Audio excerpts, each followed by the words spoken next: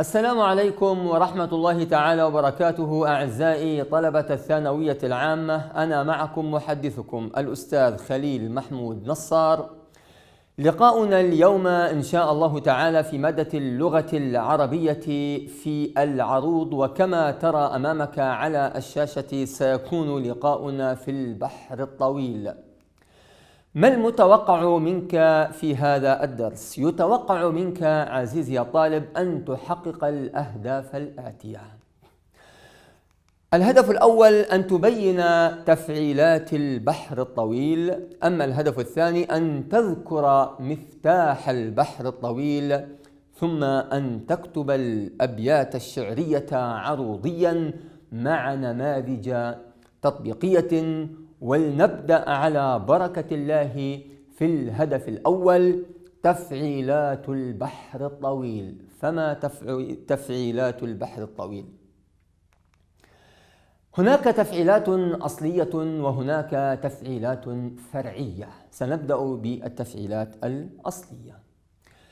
فعول، لاحظ فعول، شرطة شرطة، فعول، وترد في الحشو.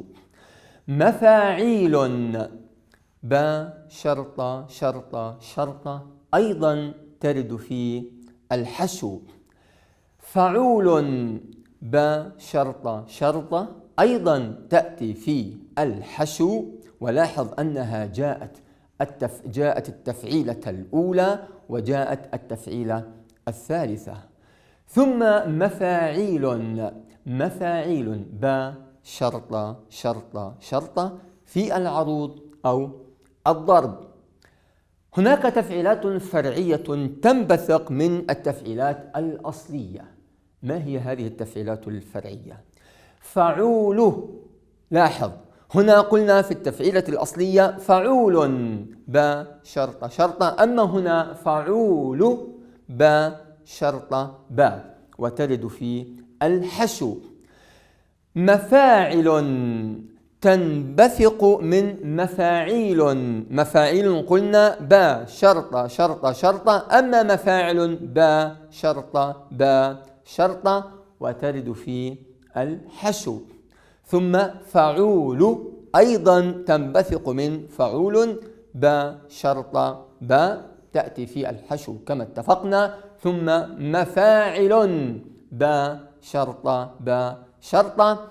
مفاعل أيضا هناك تفعيلات أخرى مثل مفاعي، تفعيلة أخرى وهي مفاعي، شرطة شرطة. وإياك أن تخلط ما بين مفاعي وما بين فعول. صحيح أن فعول شرطة شرطة ومفاعي شرطة شرطة، لكن سنتفق إن شاء الله على أن مفاعي ترد في العروض أو الضرب، أما فعول فتأتي في الحشو.